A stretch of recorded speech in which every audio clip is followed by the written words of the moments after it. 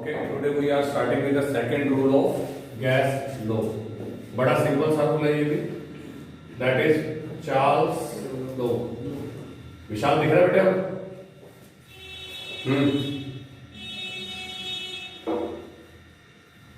चलिए, Charles law की अगर आप लोग बात करते हो तो ये बिल्कुल सिंपल है. जो कल आप कांस्टेंट टेम्परेचर कह रहे थे, अब क्या कर दो कांस्टेंट प्रेशर. इसने क्या बात बोली कि at constant pressure the volume of gas is directly proportional to its temperature. और ये बात आपने देखी हुई है, बताने की जरूरत नहीं. दूध को गर्म करने पर क्या होता है? हाँ जी, वॉल्यूम ज्यादा हो जाता है. ठीक है जी, दूध को गर्म करने ही वॉल्यूम ज्यादा हो जाता है और दूध उस कंटेनर से क्या आ जाएगा? बाहर आ जाएगा, है ना. तो इससे क्या पता लगा कि जैसे ही आपने टेम्परेचर को इंक्रीज किया तो टेम्परेचर को इंक्रीज करते ही वॉल्यूम इंक्रीज हो गया. तो आप ये लिख सकते हो V is directly proportional to P. Proportional हटा दो, कल वाला काम कर रहा हूं, क्या लगा दो जल्दी बोलिए? कांस्टेंट, दैट इज kT, है ना. या फिर अगर आप लोग करते हो तो V/T is equal to K, और K क्या चीज होता है? इसका मतलब V/T का जो रेशियो है वो कांस्टेंट है. This is Charles law.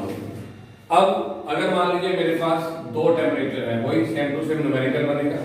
क्या है आपके पास? अगर इनिशियल वॉल्यूम V1 है, इनिशियल टेम्परेचर T1 है ना, और उसके बाद में फाइनल वॉल्यूम V2 है और फाइनल टेम्परेचर T2 है. तो सर क्या लिखेंगे? देखो V1 अपॉन में T1 is equal to K, और सिमिलरली V2 अपॉन में T2 is equal to K. अगर राइट हैंड साइड क्या है? इक्वल है, तो लेफ्ट हैंड साइड भी इक्वल होगी, और आपका क्या बनेगा? V1 अपॉन में T1 is equal to V2 upon में T2. इसमें मैं आपको न्यूमेरिकल करवा देता हूँ. ठीक है जी, पहले ही करवा देता हूँ, फिर उसके बाद जो चार्ल्स ने बातें करी उसके बारे में अपने डिस्कस करेंगे. तो न्यूमेरिकल नंबर जो 2 आपके नोट्स में गिवन है उसके बारे में बात कर लेते हैं. Where is numerical number 2? ये रहा न्यूमेरिकल नंबर 2, पेज नंबर 5 के लास्ट पे है. ये कह रहा है on a ship in Pacific Ocean where the temperature is 23.4 degree. प्रशांत महासागर में एक जहाज घूम रहा है, पैसिफिक ओशियन का नाम यही है. ठीक है जी, और उसका टेम्परेचर वहां का है 23.4 डिग्री सेंटीग्रेड. ऑब्वियस है, दिस इज द टेम्परेचर, और ये फर्स्ट टेम्परेचर है, तो इसको क्या लिख देता हूं? T1. अब वो कह रहे हैं वहां पर हमने एक बैलून को फिल किया जिसका वॉल्यूम है 2 लीटर. मुश्किल वाली बात है नहीं कुछ भी. अगर वॉल्यूम क्या है? 2 लीटर है, तो हमने V1 लिख दिया. अब ये जो आपका शिप है ये घूमते घूमते इंडियन ओशियन में पहुंच गया.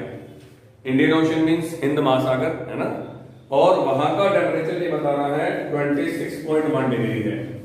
तो अब इसका मतलब एक और टेम्परेचर आ गया, दैट इज 26.1 डिग्री सेंटीग्रेड. अब क्वेश्चन क्या है? What is the volume here? यहां पर बैलून का वॉल्यूम क्या होगा? अब बताइए. ऐसे न्यूमेरिकल मुश्किल है कि इजी है? और ये फ्री के न्यूमेरिकल है जो आपके पेपर में डेफिनेटली आएंगे, बिल्कुल. तो अब मैं इसको कर देता हूं. क्या बन गया मेरे पास? V1 अपॉन में T1 is equal to V2 और अपॉन में T2. ठीक है जी. अब आपको कैलकुलेट क्या करना है? V2 सॉरी, अगर V2 कैलकुलेट करना है तो V2 इज इक्वल टू क्या हो जाएगा? V1 अपॉन में T1 और इंटू में T2. ओके, V1 कितना है आपके पास में? 23. हाँ जी, 2 लीटर. लेकिन अब टेम्परेचर किसमें चेंज होना चाहिए? जल्दी बोलिए. तो T1 is equal to 23.4 plus 273. Add कर दे. 73 वाला 83, 93 और 296.4. इसका मतलब ऊपर 2 लीटर आ गया, नीचे आ गया 296.4. और इसी टाइप से T2 को भी चेंज कर दो. 26.1 प्लस 273 299.1 और मल्टीप्लाई बाय 299.1. अब इन न्यूमेरिकल्स को आप लोगों ने कट करना है. अप्रोक्सीमेटली ये 299 है, ये 296 है, तो 1.1 के आसपास आंसर आने वाला है. तो ज्यादा फर्क नहीं आएगा. और आपके पास जो आंसर है इसको सॉल्व करने के बाद that is 2.018 litre. A slight difference है ना, 2.018 लीटर. तो this is the numerical regarding this. कोई मुश्किल वाली बात तो नहीं लगी? लेकिन अब उसके बाद अपने पहले बात करते हैं ग्राफ की, फिर आपको थ्योरेटिकल बातें बताऊंगा। तो ये जो रिलेशनशिप है बताइए शाबाश कैसा है? Directly proportional. दोस्त वाला कि दुश्मन वाला? दोस्त वाला है ना। और अब जो बात बता रहा हूं, जैसे कल बताया था आइसोथर्म, बताया था क्या था आइसोथर्म, याद करके बताइए शाबाश। The graphs which are plotted at same temperature or constant temperature, सही है। और अब मैं क्या पूछ रहा हूं, आइसोबार क्या होते हैं जी? आइसोबार ग्राफ प्लॉटेड एट, हाँ जी इंग्लिश बोलिए, बिल्कुल बिल्कुल बिल्कुल, ये आइसोबार कहीं पढ़ा भी हुआ है हमने, पता है क्या आपको बात? The graph plotted at constant pressure are known as isobar. अब जो भी ग्राफ बनेंगे वो सारे आइसोबार होंगे। लेकिन अब आप तो कहेंगे कि प्लॉट आइसोबार, अब बच्चा कहेगा यार आइसोबार तो मैंने कुछ और पढ़ा था, याद करा दूं आइसोबार? चैप्टर नंबर 2 में पढ़ाया था। एक तो मैंने पढ़ाए थे आइसोटोप्स, याद होगा, 1H1 1H2 और 1H3, इनको आइसोटोप्स बोलते हैं। क्या बोलते हैं? आइसोटोप्स, जिनका एटॉमिक नंबर सेम हो और मास नंबर। उसके बाद में कार्बन 14 एंड नाइट्रोजन 14, क्या चीज सेम है जल्दी बताइए? जिनका मास सेम होता है उनको क्या बोलते हैं? आइसोबार। पर यहाँ ग्राफ की बात चल रही है, तो मैं कह रहा हूं draw isobar related with Charles law, ये क्वेश्चन दूंगा। तो इसका मतलब आपको ग्राफ खींचने हैं। तो फर्स्ट जो मैंने ग्राफ दिया वो बड़ा सिंपल सा है, और वो है वी और टी के बीच में। तो वी और टी के बीच में ग्राफ खींचोगे तो दोस्ती वाला आएगा। लेकिन अब मैंने क्या करा, अब मैंने अलग अलग प्रेशर पे 3 ग्राफ खींच लिए, ये लो जी, ये 4 खींच लिए, 1 ये रहा, 2 ये रहा, 3, वो अपनी मर्जी है, चलो 4 भी खींच लेता हूं। मैंने बोल दिया सर ये फर्स्ट वाला के आपके पास में P1 है, ये कौन है आपका P2 है, और ये कौन है आपका P3 है। अब मैं आपसे पूछ रहा हूँ ज्यादा कौन सा है? P3। तो कल एक बात बोली थी P और V दुश्मन होते हैं, है ना। तो इस जगह पे देखो ध्यान से, V की वैल्यू सबसे ज्यादा है, तो V की वैल्यू सबसे ज्यादा, तो P1 की वैल्यू सबसे कम हो जाएगी। शाबाश। तो इसका मतलब इस वाले ग्राफ में P1 छोटा है सबसे, P2 बड़ा है और P3 सबसे बड़ा है। क्या ये बात समझ में आ गई? और ये बात मेरे को समझानी थी टोटल नंबर 2 पे। लेकिन अब एक है आपके पास है एक्सपेरिमेंटल वेरिफिकेशन, ठीक है जी। अब एक्सपेरिमेंटल वेरिफिकेशन का मतलब क्या हुआ है ना, इन्होंने प्रैक्टिकली देखा, गैसेस के बिहेवियर को प्रैक्टिकली देखा। मैंने जो दूध का एग्जांपल बताया वो लिक्विड का था, लेकिन वो आपने देखा हुआ था इसलिए मैंने बताया, ठीक है ना। क्योंकि जो चीज हमने देखी हुई होती है ना वो जल्दी से फटाक से समझ आ जाती है कि सर दूध बाहर आ जाता है गर्म करने पर। क्यों आ जाता है? वॉल्यूम ज्यादा हो जाता है। अभी तक तो तू है ना, ये हमारे बर्तन में कढ़ाई में फिक्स था, है ना। मैंने तो 3 लीटर लिया था, मेरी कढ़ाई भी 3.5 लीटर की थी, तो चुपचाप अंदर बैठा हुआ था। लेकिन गर्म करते ही बाहर क्यों आ गया?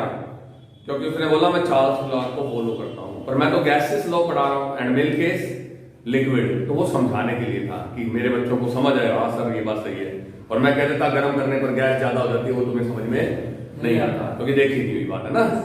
Now the second is experimental verification. इन्होंने क्या नोटिस करी कि अगर मैं किसी गैस का टेम्परेचर 1 डिग्री सेंटीग्रेड बढ़ा देता हूं, हर गैस के लिए उन्होंने चेक किया कि अगर मैं टेम्परेचर 1 डिग्री सेंटीग्रेड बढ़ा देता हूं तो वॉल्यूम जो है वो पहले का 1/273.15 डिग्री बढ़ जाता है। क्या ये बात समझ में आई? आपने बोला वॉल्यूम बढ़ जाता है, ये तो रूल हो गया, कितना बढ़ जाता है? तो उन्होंने एक्सपेरिमेंटली निकाल के दिखा दिया, सर इतना वॉल्यूम बढ़ जाता है। इज इट क्लियर और नॉट? बात समझ में आ गई? अब उसके बेसिस पे इसने एक आपको न्यूमेरिकल को सोल्व करके दिखा दिया। बाद में पता लगा कि सर जो टेम्परेचर में चेंज आ रहा है इसकी वजह से जितना, उसी को हम कैल्विन में कन्वर्ट कर देते हैं। तो कैल्विन में 273 क्यों होते हैं? उसका रीजन ये था क्योंकि अगर मैं भी बढ़ रहा हूं और तू भी बढ़ रहा है तो हम दोनों एक दूसरे के साथ क्या है? प्रोपोर्शनल है, मतलब सेम है, यस और नो। तो इसीलिए हमने टेम्परेचर का एक नया स्केल निकाल दिया, और that scale is known as absolute temperature scale. ये डिग्री सेंटीग्रेड में जो पढ़ते हैं वो तो अपना नॉर्मल टेम्परेचर स्केल है, और जो केल्विन में पढ़ते हैं दैट इज एब्सोल्यूट। इसको पहले करते हैं फिर बताएंगे, ठीक है। मान लीजिए 0 डिग्री पर मेरा वॉल्यूम है V नोट, ओके जी, सही है बिल्कुल। उसके बाद मेरे को आपने कह दिया कि सर T डिग्री पर, किसी भी T डिग्री सेंटीग्रेड पर मेरा वॉल्यूम कितना है, हाँ जी VT, ठीक है, कोई भी T डिग्री सेंटीग्रेड। अब मैं आपको एक न्यूमेरिकल बता देता हूँ जी, सिंपल सा। तो अगर VT की बात करते हो तो VT जो होगा वो स्टार्टिंग वॉल्यूम का V नोट प्लस में T अपॉन में 273.15 इंटू V नोट होगा। सही लिखा क्या गलत है, बताइए शाबाश। स्टार्टिंग टेम्परेचर कितना है मेरा 0। अगर मैं 1 डिग्री बढ़ा दूंगा तो कितना इंक्रीज हो जाएगा, ऊपर 1 नीचे 273.15। क्या आपको 1 ही बढ़ाना है, हो सकता है मैं कहता हूं 15 बढ़ाना है, फिर क्या करोगे, ऊपर 15 अपॉन में, क्योंकि 1 plus 273 1 plus 273 1 plus 1 upon 273 plus 1 upon 273 plus 1 upon 273, क्या मतलब हुआ 3 अपॉन, हाँ 273, हाँ कोई नहीं समझ आ गई बात आपको। तो इसका मतलब मैंने सीधा T दे दिया पहले वाले वॉल्यूम का, पहले वाले मैं 1 अपॉन 273 इंक्रीज हो जाता हूँ, यही बात वॉल्यूम है, देखो बिल्कुल सही लिखा हुआ है। अब कुछ कॉमन आ रहा है तेरे में और मेरे में, हाँ तेरे कोल भी V नोट थे, मेरे कोल भी। अब क्या हो जाएगा 1 प्लस T अपॉन 273 हम इस 273.15 को एग्जैक्ट क्या लिख देते हैं, जल्दी बोलिए। हाँ अब अगर मुझे एलसीएम लेना पड़ जाए तो आता है एलसीएम लेना, हाँ जी, तो यहाँ आ जाएगा V नोट और अपॉन में 273.15, ऊपर क्या आ जाएगा और साथ में क्या आ जाएगा प्लस में T, 1 नहीं आएगा क्योंकि T है ऊपर, ठीक है। इस न्यूमेरिकल से आप किसी भी टेम्परेचर पे कितना वॉल्यूम इंक्रीज होता है वो कैलकुलेट कर सकते हो। अब क्या लिखा हुआ है वो सुन लीजिए, एक लाइन जो मैं बताना चाहता हूं। Eight constant pressure the volume of A given mass of A gas increases by 1 upon 273.15 of its volume at 0 degree. देखा, वो कहता है 0 डिग्री पर जितना वॉल्यूम होता है उससे अगर आप टेम्परेचर को इंक्रीज करते हो 1 डिग्री तो कितना वॉल्यूम इंक्रीज हो जाएगा, जो मैं बता चुका हूं। और अब क्या लिखा हुआ आगे, and thus we add 273 or 273.15 into Celsius degree to obtain the Kelvin scale, and this is known as absolute temperature scale। ये बात मेरे बच्चों को बताने के लिए, क्या ये क्वेश्चन हो जाएगा, जल्दी बोलिए शाबाश। और ये मैंने आपको प्रूव करके दिखा दिया। तो ये फॉर्मूला और ये फॉर्मूला बिल्कुल एक जैसा है। अगर मैं V1 को क्या मान लूं, V1 को मान लेता हूं 0 डिग्री, तो ये V नोट हो जाएगा, और किसी टेम्परेचर T पर इसको VT मान लेता हूं तो ये V2 की जगह क्या आएगा VT। टेम्परेचर 1 273 और टेम्परेचर हाँ जी 2 जो है वो जो भी आपने एज्यूम किया हुआ है। और इससे एक बड़ा फायदा भी हुआ कि 0 डिग्री से किसी को भी मल्टीप्लाई कर देते तो आंसर क्या निकलता, वही आ जाता। इसीलिए इस टेम्परेचर स्केल की जरूरत पड़ी, क्योंकि 0 अगर मैं कह दूं कि मेरा टेम्परेचर 0 है तो किसी को 0 से डिवाइड कर दो तो आंसर क्या आता है, इनफाइनाइट। इसी वजह से हमने एक नया टेम्परेचर स्केल इंट्रोड्यूस किया, and that scale is known as absolute temperature scale और केल्विन स्केल। अब कोई चीज आपको नहीं आती है तो यू कैन आस्क, ठीक है जी। Our third rule is Gay Lussac rule. बड़ा सिंपल रूल है। प्रेशर कुकर देखा हुआ है, विसल कब करता है जब प्रेशर बढ़ता है। प्रेशर क्यों बढ़ता है, टेम्परेचर बढ़ता है। खाली बड़ा बड़ा सीटी मारते हैं तो है ना, अगर खाली बड़े बड़े कुकर में सीटियां लगे तो तुम्हारी भी सीटी बच्चे भाई उतनी आगे कर रहे हैं ना। चलो जी, तो थर्ड रूल जो है मेरे पास दैट इज गैलो-सैक्स लॉ, ठीक है जी। इसने क्या बात बताई, फर्स्ट वाला था कांस्टेंट टेम्परेचर पे, सेकंड वाला था कांस्टेंट प्रेशर पे, तो थर्ड वाला हाँ एट कांस्टेंट वॉल्यूम। सुनो सुनो सुनो सुनो, गलत चला गया तुम। At constant volume the pressure of gas is directly proportional to its temperature, यानी कि P is proportional to T। इतनी सी बात है, और कुछ भी बताने वाली बात नहीं, ठीक है जी। अगर मैं प्रोपोर्शनल हटा दूं तो फिर से वही पुरानी बातें हो रही है। अब तो या फिर मैं लिख देता हूँ P by equal to K और इज इक्वल टू कांस्टेंट। फिर से मैंने कह दिया मेरी इनिशियल कंडीशन में प्रेशर P1 है, टेम्परेचर T1 है, और फाइनल कंडीशन में मेरा प्रेशर P2 है और टेम्परेचर T2 है। तो P1 अपॉन में T1 is equal to K और P2 अपॉन में T2 is also equal to K। और जब राइट हैंड साइड इक्वल है तो आप क्या कह दोगे? हाँ, लेफ्ट हैंड साइड भी बराबर होगी और आपके पास न्यूमेरिकल तैयार हो जाएगा। अब ऐसे न्यूमेरिकल अगर आ जाते हैं तो अब बार बार इनको करवाने की कोई जरूरत नहीं है। अब सबसे पहले ग्राफ का नाम क्या होगा? हाँ, आइसोचोर। पहले इसको चोर बना देते हैं। ये आइसोकोर है। क्या है ये? तो व्हाट आर आइसोकोर्स? पेपर में आ सकता है। आइसोकोर क्या होते हैं? तो आप क्या लिख के आओगे? Graph plotted at constant volume are known as isochore. तो कल को कोई कह दे आइसोकोर प्लॉट करो तो आपको पता होना चाहिए इस तरह ग्राफ बनने वाला है कांस्टेंट वॉल्यूम पे। दोस्ती वाला ग्राफ है, मुझे ज्यादा कुछ नहीं बताना। इधर P, इधर T और इधर कांस्टेंट वॉल्यूम। लेकिन फिर से वही आ गया, अगर मैंने बहुत सारे वॉल्यूम बता दिए 1, 2 और 3, तो ये रहा V1, ये रहा V2 और ये रहा V3। सबसे कम वॉल्यूम सॉरी प्रेशर किसका है? दिख रहा है आपको? V3 का। सबसे ज्यादा प्रेशर किसका है? V1 का। तो बताने की जरूरत नहीं है, जिसका प्रेशर ज्यादा है उसका वॉल्यूम कम होगा। ये बात मेरे बच्चों को पता होनी चाहिए। तो this is the main thing. और आज का लास्ट रूल है 4th, that is Avogadro's rule. Avogadro uncle से हम मिलके आ चुके हैं। सिर्फ उन बच्चों के लिए बता रहा हूं जो बच्चे नए हैं। Listen carefully. जैसे 1 डजन फिक्स होता है, फिक्स होता है क्या 1 डजन? क्या होता है 1 डजन? 1 डजन बनाना ले आओ, कितने लाएगा? 12 ले आएगा। कम डाल दे तो उसकी गीची पकड़ लेगा। तेरे को इतना नहीं पता है ना कि 1 डजन में 12 होते हैं। वैसे बेटे मोल फिक्स होता है। अगर मेरा बच्चा एसटीपी के ऊपर 1 मोल गैस ला रहा है तो उसका वॉल्यूम कितना होगा? 22.4 लीटर। और उसमें मॉलिक्यूल्स कितने होंगे? तो एवोगैड्रो अंकल ने अपने नाम पे कह दिया n मॉलिक्यूल्स होंगे। जैसे तुमने बोला डजन में 12 होते हैं, वैसे एवोगैड्रो अंकल कहते 1 मोल में n होते हैं। हमने कहा n क्या है? तो अंकल ने बोला 6.022 गुना की यानी मल्टीप्लाई बाय 10 की पावर 23 मॉलिक्यूल्स। मैंने कहा मजाक कर रहा है? कहता नहीं, क्योंकि डजन में 12 होते हैं और ये कितने हैं? 10 की पावर 23। मल्टीप्लाई करना इसको, बोलना इसको कितने हैं? 6.022 है ना। तो कल को अगर मैंने इसकी वैल्यू लिख दी तो इसकी वैल्यू ये होगी, ठीक है जी? 0 0 0 0 0 0 0 0 0 फिर 0 0 0 और फिर 0 0 0। बच्चा कहेगा मजाक मत करो, है ना? पर एक बात बताइए, क्या इतने मॉलिक्यूल्स हो सकते हैं?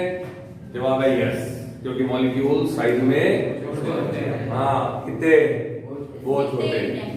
तो इसका मतलब जैसे तुझे डजन में पता है वैसे मुझे मोल में भी पता है। मोल में इतने मॉलिक्यूल्स या इतने पार्टिकल्स होते हैं, क्योंकि तू जब एटम की बात करेगा तो मैं एटम बोल दूंगा, मॉलिक्यूल की बात करेगा तो ये फर्स्ट चैप्टर का मोल कॉन्सेप्ट है। अब एक बात बताओ, कल को तुम कह दो वॉल्यूम हो गया 44.8, कोई फर्क पड़ेगा इधर? जल्दी बोलो। एक तो कह रहा है मैं 1 लीटर दूध पी जाता हूँ और एक तो कह रहा है ना मैं तो 1 ड्रम पी जाता हूँ। फिर हमें भी पता लग जाएगा, है ना, झूठ बोल रहा है। ड्रम पी जाएगा 1 ड्रम? नहीं ना। क्यों? क्योंकि ड्रम का मतलब वॉल्यूम क्या हो गया।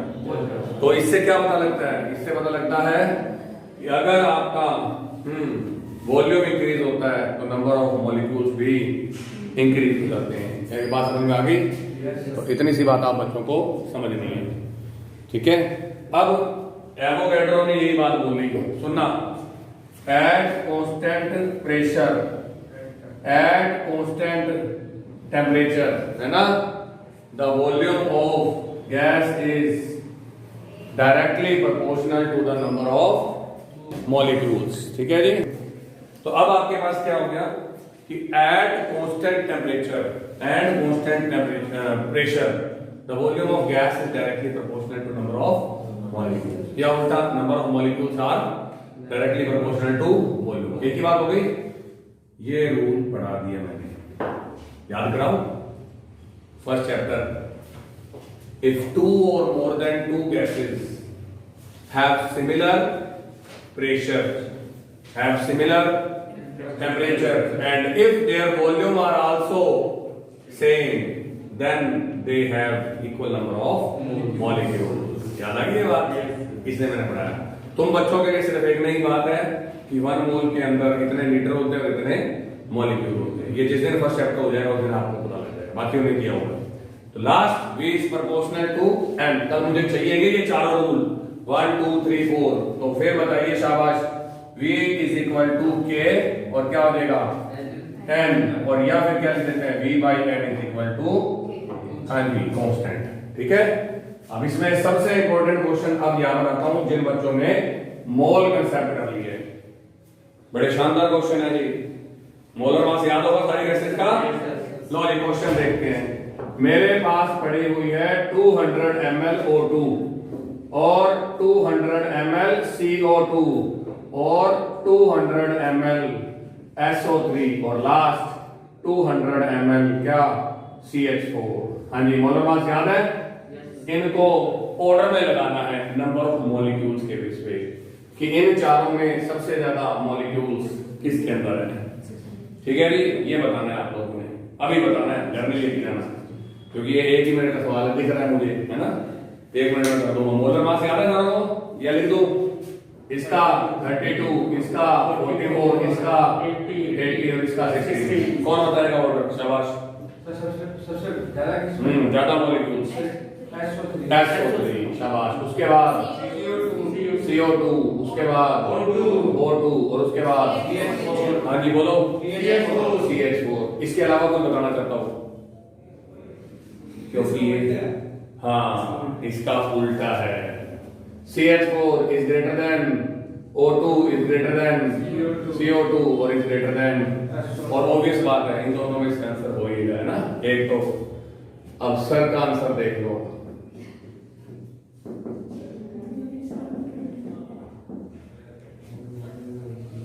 क्योंकि तुमने 1 मिनट पहले सुना हुआ रूल छोड़ दिया है ना, ये होती है गलती। अगर 2 या 2 से ज्यादा गैसेस किस पे बैठी हैं, सेम टेम्परेचर पे, सेम प्रेशर पे, जो कि मैंने दिए ही नहीं, तो ऑटोमेटिकली सेम ही है। और अगर उनका वॉल्यूम भी क्या है, सेम है, तो उनमें नंबर ऑफ मॉलिक्यूल्स भी क्या होंगे, सेम होंगे। और आप लोग इन दोनों में से ही कोई टिक करके आते हो, क्योंकि आंसर क्या था, ऑल है। These are the tricks of competition. ठीक है ना, यही होता है कंपटीशन, और कुछ नहीं होता। Have a nice day, bye bye. बस